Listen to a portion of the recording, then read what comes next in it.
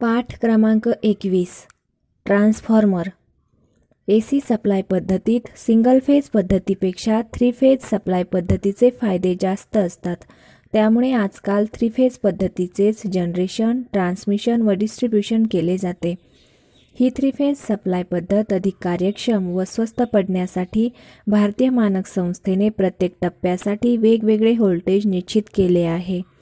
ते असे: generation voltage 11 kilovolt, transmission voltage 440 kilovolt, 220 kilovolt, डिस्ट्रीब्यूशनसाठी 132 kilovolt, 66 kilovolt, 33 kilovolt, 11 kilovolt आणि युटिलायझेशनसाठी फक्त 440 व्होल्ट किंवा 230 व्होल्ट. वर सांगितलेल्या मर्यादेनुसार 11,000 व्होल्टने विद्युत शक्ती निर्माण करावयाची आणि प्रत्यक्ष वापरासाठी 3 फेज 440 व्होल्ट किंवा सिंगल फेज 230 व्होल्टने विद्युत शक्ती वीज ग्राहकाला पुरवठा करावयाचा असा त्याचा अर्थ होय. यावरून आपल्या लक्षात येईल की निर्माण केलेल्या 11 किलोव्होल्टचेच 440 व्होल्ट व 240 व्होल्ट असे व्होल्टेज कमी करावे लागते. अशा प्रकारे AC व्होल्टेज कमी करत असताना अथवा कमी व्होल्टेजचे जास्त व्होल्टेजमध्ये रूपांतर करत असताना त्याच्या सप्लाय फ्रिक्वेन्सी व पॉवरमध्ये बदल होता कामा नये. यासाठी जे यंत्र आवश्यक असते ते यंत्र म्हणजेच ट्रान्सफॉर्मर होय. या पाठात ट्रान्सफॉर्मर म्हणजे काय, त्याची रचना व कार्यपद्धत इत्यादीविषयी सविस्तरपणे माहिती पाहू. ट्रान्सफॉर्मरमध्ये कोणताही पार्ट फिरता नसतो, म्हणून ट्रान्सफॉर्मरला स्थिर यंत्र म्हटले जाते. ट्रान्सफॉर्मरच्या साहाय्याने एका सर्किटची AC इलेक्ट्रिक पॉवर त्याच फ्रिक्वेन्सीने दुसऱ्या सर्किटमध्ये स्थलांतर ट्रान्सफर केली जाते. यावरून ट्रान्सफॉर्मरची व्याख्या पुढीलप्रमाणे केली जाते: जे यंत्र त्यास दिलेल्या फ्रिक्वेन्सी व पॉवरमध्ये बदल न करता व्होल्टेज कमी किंवा जास्त करून देतो त्या स्थिर यंत्रास ट्रान्सफॉर्मर असे म्हणतात. ट्रान्सफॉर्मरचे तत्व. ट्रान्सफॉर्मर हा इलेक्ट्रोमॅग्नेटिक इंडक्शनच्या सेल्फ किंवा म्युच्युअल इंडक्शननुसार कार्य करतो. याचा अर्थ जेव्हा बदलत्या चुंबकीय क्षेत्रात एखादी कॉईल स्थिर ठेवली जाते तेव्हा त्या बदलत्या चुंबकीय रेषा स्थिर कंडक्टरकडून कापल्या जातात आणि फॅरेडेच्या इलेक्ट्रोमॅग्नेटिक इंडक्शनच्या नियमानुसार कॉईलमध्ये EMF निर्माण होतो. ट्रान्सफॉर्मरची साधारण रचना. ट्रान्सफॉर्मरच्या रचनेमध्ये मुख्यतः कोअर व वाइंडिंग असे 2 भाग असतात. कोअर हा इंग्रजी L type, E type, I type किंवा आयताकृती स्टॅपिंग्सपासून तयार केलेला असतो. ह्या स्टॅपिंग्स सिलिकॉन स्टीलच्या 0.35 मिलीमीटरपासून 0.5 मिलीमीटरपर्यंत जाडीच्या असतात. अशा अनेक स्टॅपिंग्स एकमेकांपासून इन्सुलेटेड करून लॅमिनेटेड कोअर तयार केलेला असतो. कोअरसाठी सिलिकॉन स्टील वापरल्यामुळे हिस्टेरिसिस लॉसेस कमी होतात आणि कोअर लॅमिनेट केल्यामुळे एडी करंट लॉस कमी होतो. अशा लॅमिनेटेड कोअरवर कोअरपासून इन्सुलेट करून प्रायमरी व सेकंडरी वाइंडिंग बसवलेली असते. ज्या वाइंडिंगला सप्लाय दिला जातो त्यास प्रायमरी वाइंडिंग असे म्हणतात आणि ज्या वाइंडिंगकडून लोडसाठी सप्लाय घेतला जातो त्या वाइंडिंगला सेकंडरी वाइंडिंग असे म्हणतात. जसे वाइंडिंग कोअरपासून इन्सुलेट केलेले असते त्याप्रमाणे प्रायमरी व सेकंडरी वाइंडिंगसुद्धा एकमेकांपासून इन्सुलेट केलेली असते. ट्रान्सफॉर्मरची कार्यपद्धत. Working principle. ट्रान्सफॉर्मरच्या प्रायमरीला AC सप्लाय दिला असता प्रायमरी वाइंडिंग भोवती बदलत्या चुंबकीय रेषा निर्माण होतात. चुंबकीय रेषा बदलत्या असल्यामुळे स्थिर कंडक्टरकडून कापल्या जातात आणि प्रायमरीमध्ये सेल्फ इंड्यूस्ड EMF निर्माण होतो.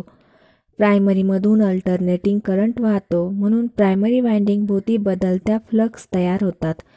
या प्रायमरी फ्लक्स कोअरमार्फत वाहून जाऊन सेकंडरी वाइंडिंग मार्फत फ्लक्समध्ये कटिंग ॲक्शन होऊन सेकंडरीमध्ये म्युच्युअल इंड्यूस्ड EMF निर्माण होतो. फॅरेडेच्या इलेक्ट्रोमॅग्नेटिक इंडक्शनच्या दुसऱ्या नियमानुसार निर्माण होणारा इंड्यूस्ड EMF हा वाइंडिंगमध्ये असलेल्या टर्न्सच्या समप्रमाणात असतो. वाइंडिंगमध्ये जेवढे जास्त टर्न्स असतील तेवढी फ्लक्स कटिंग ॲक्शन जास्त होऊन स्टॅटिक EMF निर्माण होतो.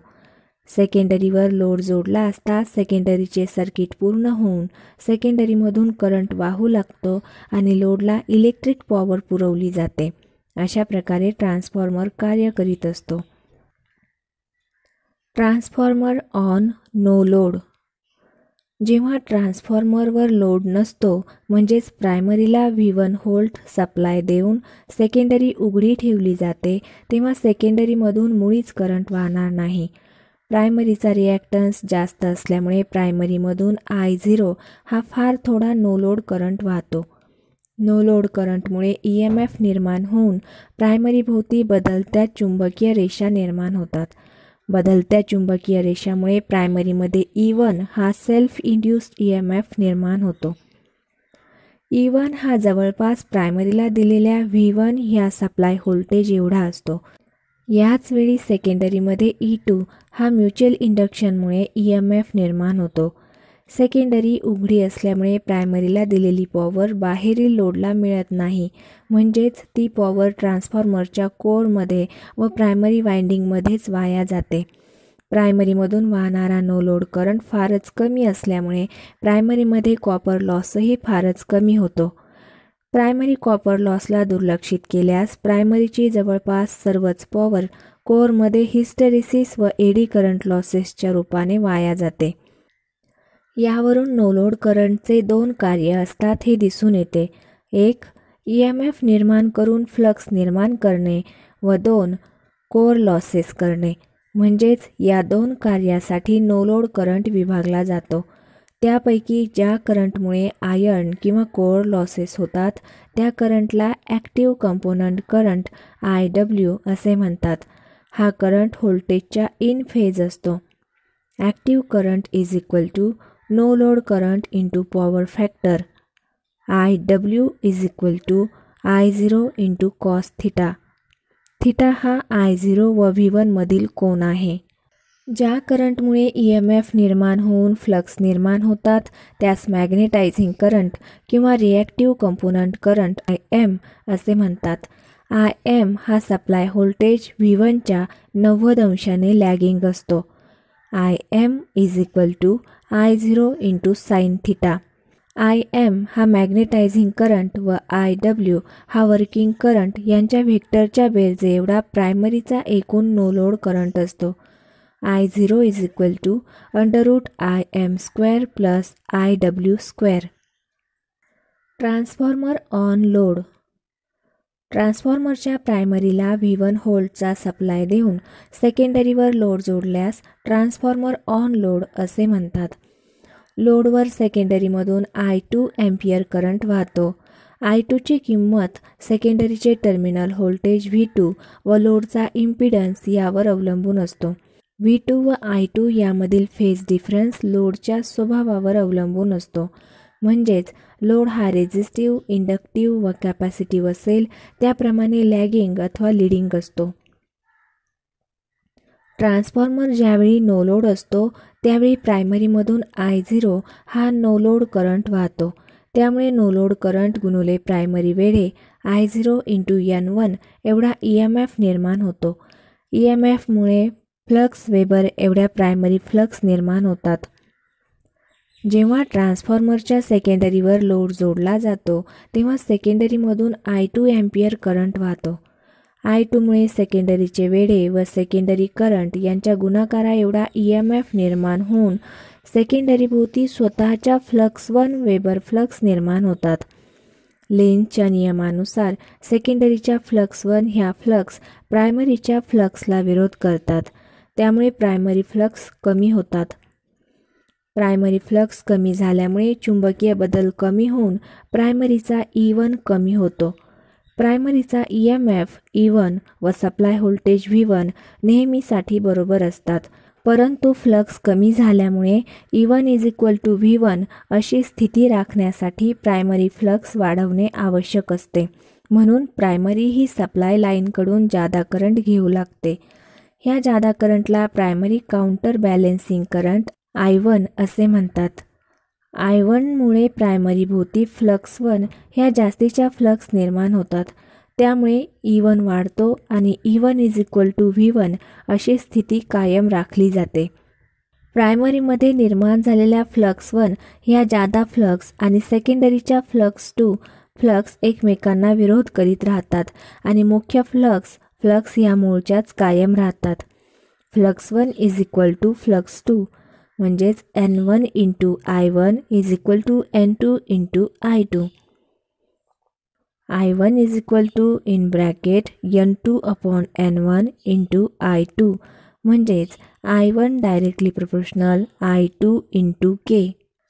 यावरून सेकंडरीचा लोड वाढल्यास प्रायमरीचाही करंट वाढतो आणि नो लोड करंट व सेकंडरीचा करंट यांच्या व्हेक्टरच्या बेरजे एवढा प्रायमरीचा एकूण करंट असतो. I1 is equal to in root I0 square plus I2 square. ट्रान्सफॉर्मरचे EMF सूत्र. ट्रान्सफॉर्मरच्या प्रायमरीला AC सप्लाय दिला असता प्रायमरीभोवती बदलत्या चुंबकीय रेषा निर्माण होतात. निर्माण होणाऱ्या चुंबकीय रेषा प्रायमरीमधून वाहणाऱ्या करंटवर अवलंबून असतात. जेव्हा करंट शून्यापासून मॅक्सिमम किमतीला जाईल तेव्हा फ्लक्ससुद्धा शून्यापासून मॅक्सिममला जातात. करंट जेव्हा आपली दिशा बदलेल तेव्हा फ्लक्सही आपली दिशा बदलतात. अशा प्रकारे करंटच्या एका सायकलमध्ये फ्लक्सचीही एक सायकल पूर्ण होते. फ्लक्सच्या एका सायकलमध्ये जेव्हा फ्लक्स जास्तीत जास्त असतील तेव्हा त्या फ्लक्स कंडक्टरकडून जास्तीत जास्त प्रमाणात कापल्या जाऊन वाइंडिंगमध्ये जास्तीत जास्त EMF निर्माण होतो. करंटच्या बदलानुसार फ्लक्स शून्यावर येतील त्यावेळीसुद्धा त्या सर्व फ्लक्स कंडक्टरवर येऊन आदळतील. म्हणून ह्यावेळी जास्तीत जास्त कटिंग ॲक्शन होऊन जास्तीत जास्त EMF निर्माण होतो. अशा प्रकारे एका सायकलमध्ये सरासरी 4 वेळा जास्तीत जास्त EMF निर्माण होतो. म्हणून सरासरी EMF is equal to 4 into frequency into flux ह्याप्रमाणे व्होल्टेज निर्माण होईल. परंतु निर्माण होणाऱ्या EMFची RMS किंमत म्हणजेच सरासरी किंमत व फॉर्म फॅक्टर यांच्या गुणाकारा एवढी असते. म्हणून एका टर्नमध्ये निर्माण होणारा RMS EMF is equal to form factor into सरासरी EMF.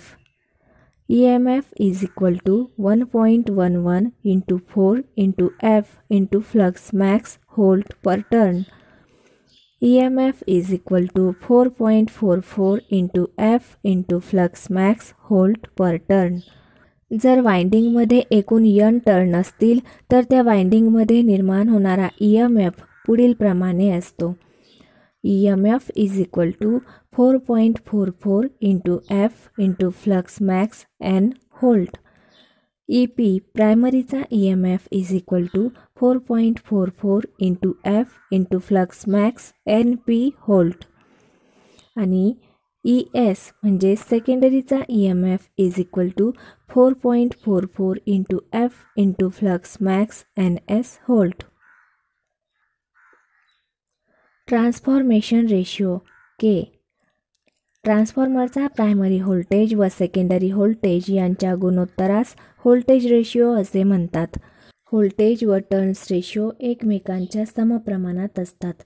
Voltage ratio is equal to primary voltage EP upon secondary voltage ES K. Voltage व टर्न्स रेशिओनुसार प्रायमरी वाइंडिंगच्या वेढ्यांची संख्या व सेकंडरी वाइंडिंगच्या वेढ्यांची संख्या यांच्या गुणोत्तरास टर्न्स रेशिओ असे म्हणतात. EP upon ES is equal to 4.44 into F into flux max PT upon 4.44 into F into flux max ST. Turns ratio is equal to primary वेढे PT अपॉन सेकंडरी वेढे ST is equal to K. म्हणजेच primary EMF upon secondary EMF is equal to primary turns upon secondary turns is equal to K. सेकंडरीवर load असताना सेकंडरीमध्ये निर्माण होणारा ES हा EMF सेकंडरीच्या terminal voltage बरोबर असतो आणि प्रायमरीमध्ये निर्माण होणारा EP हा EMF प्रायमरीच्या सप्लाय व्होल्टेज बरोबर असतो. म्हणजेच primary EMF upon secondary EMF is equal to primary voltage upon secondary voltage is equal to primary turn upon secondary turn is equal to K. यावरून ट्रान्सफॉर्मरमध्ये व्होल्टेज व टर्न्स रेशिओ एकमेकांच्या समप्रमाणात असतात. आता सेकंडरीवर लोड जोडला असता सेकंडरीमधून IS एम्पियर करंट वाहील, तसेच प्रायमरीमधूनही IP एम्पियर करंट वाहील. जर लोडचा पॉवर फॅक्टर युनिटी गृहीत धरल्यास व ट्रान्सफॉर्मरमधील लॉसेस दुर्लक्षित केल्यास ट्रान्सफॉर्मरच्या व्याख्येनुसार प्रायमरी पॉवर आणि सेकंडरी पॉवर सारखीच असेल. म्हणून primary voltage into current is equal to secondary voltage into current. VP into IP is equal to VS into IS. म्हणजेच primary voltage upon secondary voltage is equal to secondary current upon primary current is equal to K. म्हणजेच secondary current व primary current यांच्या गुणोत्तरास ट्रान्सफॉर्मरचा current ratio म्हणता येईल. अशा प्रकारे एकाच ट्रान्सफॉर्मरमध्ये व्होल्टेज, करंट व टर्न्स असे 3 गुणोत्तर आहेत. या तिन्ही गुणोत्तराला एकत्रितपणे सांगणे म्हणजेच ट्रान्सफॉर्मरचा ट्रान्सफॉर्मेशन रेशो सांगणे होय. हा रेशो पुढील प्रमाणे सांगितला जातो. Primary voltage upon secondary voltage is equal to primary turns upon secondary turns is equal to secondary current upon primary current is equal to K. म्हणजेच PV upon SV is equal to PT upon ST is equal to SI upon PI is equal to K. रचनेनुसार ट्रान्सफॉर्मरचे प्रकार. ट्रान्सफॉर्मरच्या कोअरच्या रचनेनुसार ट्रान्सफॉर्मरचे 3 प्रकार पडतात. Core type transformer, shell type transformer, berry type transformer. Core type transformer. ह्या ट्रान्सफॉर्मरचा कोअर हा L टाईपच्या स्टॅपिंगपासून लॅमिनेट केलेला असतो. कोअरच्या बाहेरच्या लिंब कडेवर प्रायमरी व सेकंडरी वाइंडिंग एकमेकांपासून इन्सुलेट करून एकानंतर एक अशी बसवलेली असते. आपणास चटकन समजावे म्हणून आकृतीत दोन्ही वाइंडिंग वेगवेगळ्या दाखवलेल्या आहेत, परंतु प्रत्यक्षात त्या दोन्ही वाइंडिंग एकावर एक अशा बसवलेल्या असतात.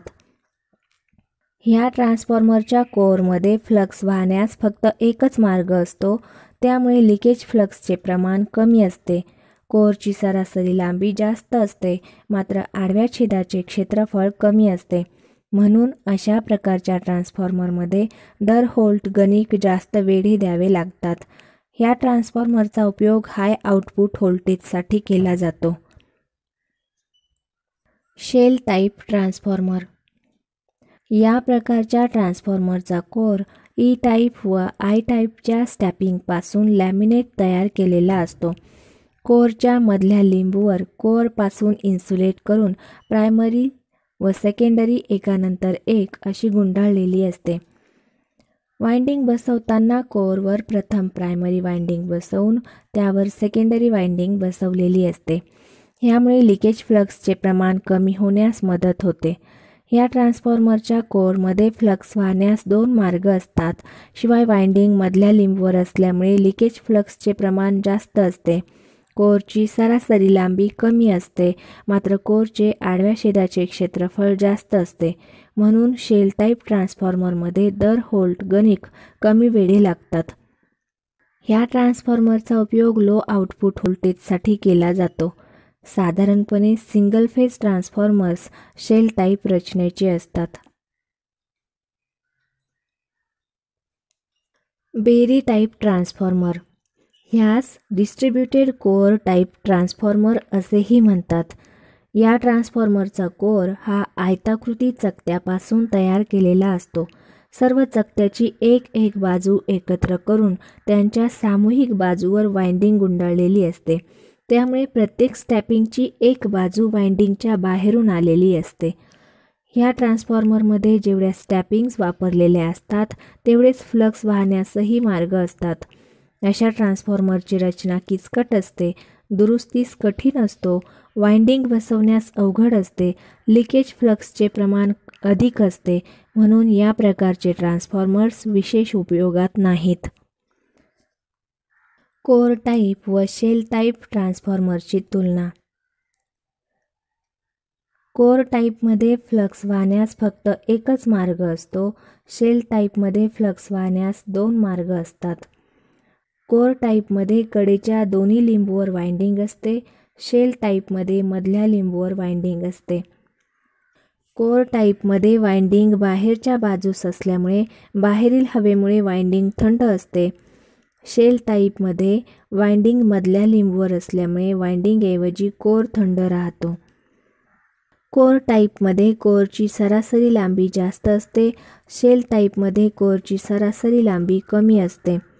कोर टाईपमध्ये कोरचे आडव्या छेदाचे क्षेत्रफळ कमी असते. त्यामुळे समान आउटपुटसाठी वाइंडिंगला दर व्होल्ट गणिक जास्त वेढे द्यावे लागतात. शेल टाईपमध्ये आडव्या छेदाचे क्षेत्रफळ जास्त असते. त्यामुळे वाइंडिंगला कमी वेढे लागतात. कोर टाईपमध्ये लिकेज फ्लक्सचे प्रमाण कमी असते. शेल टाईपमध्ये लिकेज फ्लक्सचे प्रमाण जास्त असते. कोर टाईपमध्ये वाइंडिंग बाहेरच्या लिंबूवर असल्यामुळे ती सहज दिसते व दुरुस्तीसाठी सोपी असते. शेल टाईपमध्ये वाइंडिंग दुरुस्तीसाठी कठीण असते व सहज बसवता येते. कोर टाईप ट्रान्सफॉर्मर हाय व्होल्टेजसाठी उपयुक्त असतो. शेल टाईप ट्रान्सफॉर्मर लो व्होल्टेजसाठी उपयुक्त असतो. व्होल्टेजनुसार ट्रान्सफॉर्मरचे प्रकार. व्होल्टेज कमी किंवा जास्त करण्यावरून स्टेप अप ट्रान्सफॉर्मर व स्टेप डाऊन ट्रान्सफॉर्मर असे दोन प्रकार पडतात. Step up transformer. जो ट्रान्सफॉर्मर त्याच्या प्रायमरीला दिलेल्या व्होल्टेजचे जास्त व्होल्टेजमध्ये रूपांतर करतो त्यास स्टेप अप ट्रान्सफॉर्मर असे म्हणतात. ह्याची रचना कोर टाईप अथवा शेल टाईप असते. स्टेप अप ट्रान्सफॉर्मरच्या प्रायमरी वाइंडिंगला जेवढे वेढे दिलेले असतात त्यापेक्षा सेकंडरीचे वेढे जास्त असतात. त्यामुळे प्रायमरीच्या फ्लक्स सेकंडरीच्या जास्तीच्या वेढ्यांकडून कापल्या जातात. म्हणून सेकंडरीमध्ये जास्त प्रमाणात म्युच्युअल इंडक्शनची क्रिया होऊन जास्त व्होल्टेज निर्माण होतो. सेकंडरी व्होल्टेज जास्त असल्यामुळे सेकंडरीचा करंट कमी असतो. म्हणून प्रायमरी वाइंडिंग जाड तारेची व कमी वेढ्यांची दिलेली असते आणि सेकंडरी वाइंडिंग बारीक तारेची व जास्त वेढ्यांची असते. स्टेप अप ट्रान्सफॉर्मरचा उपयोग ज्या ठिकाणी व्होल्टेज वाढवावयाचे आहे अशा ठिकाणी केला जातो. Step down transformer.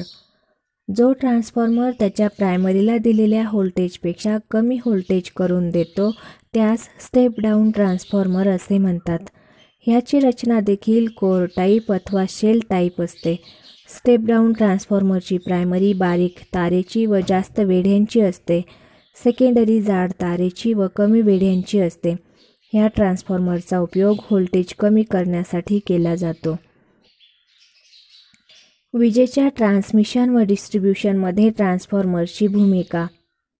वीज निर्मिती केंद्रापासून लोड सेंटरपर्यंत वीज वाहून नेण्यासाठी व लोड सेंटरपासून लोडपर्यंत विजेचे वाटप करण्यासाठी ट्रान्सफॉर्मरची विशेष भूमिका असते. कोणत्याही वीज निर्मिती केंद्रामध्ये 11,000 व्होल्ट दाबाने वीज निर्मिती केली जाते. असे वीज निर्मिती केंद्र लोड सेंटरपासून हजारो किलोमीटर दूर अंतरावर असतात. वीज निर्मिती केंद्रात निर्माण केलेली पॉवर कमी करंटने दूर अंतरावर वाहून नेली जाते. कारण लाईन कंडक्टरमधून कमी करंट वाहिल्यास लाईनमध्ये I2R पॉवर लॉस व I/R व्होल्टेज ड्रॉप कमी होतो आणि ट्रान्समिशन स्वस्त व कार्यक्षम बनते. साहजिकच वीज निर्मिती केंद्रातील पॉवर सारखी ठेवून फक्त करंट कमी करावयाचे म्हटल्यास तेथे स्टेप अप ट्रान्सफॉर्मर जोडावा लागतो. स्टेप अप ट्रान्सफॉर्मरच्या साहाय्याने वाढवलेला व्होल्टेज हा प्रत्यक्ष लोडला देण्यासाठी उपयोगी नसतो. कारण साधारणपणे 415 व्होल्ट किंवा 240 व्होल्टचा दाब लोडसाठी उपयोगी असतो. म्हणून लोड सेंटरपासून लो व्होल्टेजने लोडपर्यंत इलेक्ट्रिकल पॉवर वाटप करावे लागते. अशा ठिकाणी स्टेप डाऊन ट्रान्सफॉर्मरची आवश्यकता भासते. थोडक्यात ट्रान्समिशन व डिस्ट्रीब्युशन पद्धतीमध्ये ट्रान्सफॉर्मरची भूमिका पुढील प्रमाणे असते. स्टेप अप सबस्टेशनमध्ये वीज निर्मिती केंद्राच्या अगदी जवळ 11 किलोव्होल्टचे 220 किलोव्होल्ट किंवा 400 किलोव्होल्टमध्ये स्टेप अप करण्यासाठी. प्रायमरी सबस्टेशनमध्ये लोड सेंटरच्या मध्यभागी 400 किलोव्होल्ट किंवा 220 किलोव्होल्ट ह्या एक्स्ट्रा हाय व्होल्टेजचे 132 किलोव्होल्टचे 66 किलोव्होल्ट किंवा 33 किलोव्होल्टपर्यंत स्टेप डाऊन करण्यासाठी स्टेप डाऊन ट्रान्सफॉर्मर वापरला जातो. सेकंडरी सबस्टेशनमध्ये लोड सेंटरच्या जवळपास 33 किलोव्होल्टचे 11 किलोव्होल्टपर्यंत स्टेप डाऊन करण्यासाठी आणि डिस्ट्रीब्युशन सबस्टेशनमध्ये लोडच्या एकदम जवळ 11 किलोव्होल्टचे 415 व्होल्ट व 240 व्होल्टपर्यंत कमी करण्यासाठी स्टेप डाऊन ट्रान्सफॉर्मर वापरला जातो. अशा प्रकारे विजेच्या ट्रान्समिशन व डिस्ट्रीब्युशनमध्ये आर्थिक दृष्टिकोन, वीज निर्मिती केंद्राची कार्यक्षमता, लाईनची दुरुस्ती व बसवणी सोपे व स्वस्त करण्यासाठी ट्रान्सफॉर्मरची विशेष भूमिका असते. ट्रान्सफॉर्मरमध्ये होणारे लॉसेस. ट्रान्सफॉर्मरची व्याख्या करताना त्यास दिलेली पॉवर व त्यापासून घेतलेली पॉवर सारखीच असते जरी म्हटले असले तरी सैद्धांतिकदृष्ट्या ते शक्य नाही, कारण दिलेल्या पॉवरपैकी काही ना काहीतरी पॉवर खर्च होऊनच आउटपुट पॉवर मिळत असते. इतर यंत्राच्या मानाने ट्रान्सफॉर्मरमध्ये फार कमी प्रमाणात पॉवर लॉसेस होतात म्हणून तशी व्याख्या केलेली आहे. ट्रान्सफॉर्मरमध्ये मुख्यतः आयर्न आणि कॉपर लॉसेस असे 2 प्रकारचे लॉसेस होतात. आयर्न लॉसेस ह्यास कोर लॉसेस किंवा न बदलणारे लॉसेस असेही म्हणतात, कारण हे लॉसेस फक्त कोरमध्येच होतात व नो लोड ते फुल लोडवर न बदलता स्थिर असतात. हे लॉसेस फुल लोडच्या 2 ते 3% असतात. आयर्न लॉसेसमध्ये हिस्टेरिसिस लॉस व एडी करंट लॉस असे 2 प्रकारचे लॉसेस होतात.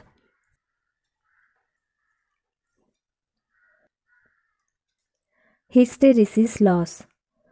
ट्रान्सफॉर्मरच्या कोअरमध्ये बदलत्या चुंबकीय रेषामुळे बदलती चुंबकीय ध्रुवीयता तयार होते. म्हणजेच फ्लक्स पॉझिटिव्ह मॅक्सिमम असताना कोअरमध्ये मॅग्नेटिक इंडक्शनमुळे एक पोल N किंवा S तयार होतो. जेव्हा फ्लक्स पुढच्या अर्ध्या सायकलमध्ये निगेटिव्ह मॅक्सिममला जातात तेव्हा कोअरचा तोच भाग पूर्वी मिळालेल्या पोलच्या विरुद्ध पोल धारण करतो. म्हणजेच कोअरचा एकच भाग सतत NS किंवा SN असा बदलत असतो. परंतु कोअरच्या रिटेंटिव्हिटीच्या गुणधर्मानुसार कोअर हा त्यास पूर्वी प्राप्त झालेली ध्रुवीयता सहजासहजी सोडायला तयार नसतो. म्हणून पूर्वी प्राप्त झालेली चुंबकीय ध्रुवता नष्ट करून दुसरी नवीन चुंबकीय ध्रुवता निर्माण होण्यासाठी कोअरमध्ये काही पॉवर वाया जाते. अशा वाया जाणाऱ्या पॉवरला हिस्टेरिसिस पॉवर लॉस असे म्हणतात. हा पॉवर लॉस कोअरचे आकारमान, सप्लाय फ्रिक्वेन्सी, फ्लक्स डेन्सिटी व कोअरसाठी वापरलेल्या धातूच्या हिस्टेरिसिस कोएफिशियंटच्या समप्रमाणात असतो. म्हणून हिस्टेरिसिस लॉस कमी करण्यासाठी कोअर नेहमी सिलिकॉन स्टीलपासून तयार केलेला असतो, कारण सिलिकॉन स्टीलचा हिस्टेरिसिस कोएफिशियंट हा इतर धातूपेक्षा कमी असतो.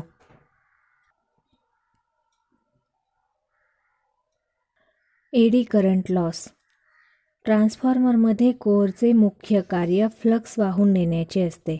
कोअरमधील फ्लक्स बदलत्या असल्यामुळे त्या फ्लक्स कोअरकडूनही कापल्या जातात. म्हणून फॅरेडेच्या इलेक्ट्रोमॅग्नेटिक इंडक्शनच्या नियमानुसार कोअरमध्ये EMF निर्माण होऊन एडी करंट वाहू लागतो. एडी करंटमुळे कोअरमध्ये I²RT प्रमाणात उष्णता निर्माण होऊन I²R एवढी पॉवर खर्च होते. ह्या खर्च होणाऱ्या पॉवरला एडी करंट लॉस असे म्हणतात. हा एडी करंट पॉवर लॉस कोअरची जाडी, सप्लाय फ्रिक्वेन्सी, फ्लक्स डेन्सिटी व कोअरच्या धातूचा विशिष्ट विरोध यांच्या समप्रमाणात असतो. म्हणून एडी करंट लॉस कमी करण्यासाठी कोअर हा अखंड धातूपासून न बनवता पातळ पातळ स्टॅपिंगच्या लॅमिनेशनपासून तयार केलेला असतो. मोठमोठ्या ट्रान्सफॉर्मरमध्ये ह्याच उद्देशासाठी कोअर बोल्टसुद्धा इन्सुलेट करूनच कोअर फिट केला जातो. Copper losses. हे लॉसेस प्रायमरी व सेकंडरी वाइंडिंगमध्ये होतात, म्हणून या लॉसेसला कॉपर लॉसेस असे म्हणतात. वाइंडिंगमध्ये करंट वाहत असताना त्यामध्ये I²R एवढी पॉवर वाया जाते. लोड वाढल्यास वाइंडिंगमधून वाहणारा करंटही वाढतो, म्हणून वाइंडिंगमधील कॉपर लॉसेसही लोडच्या वर्गाच्या प्रमाणात बदलतात. उदाहरणार्थ, लोड दुप्पट झाल्यास 4 पटीने कॉपर लॉसेस वाढतात. लोड अर्धा झाल्यास 1/2चा वर्ग 4 पटीने लॉसेस कमी होतात.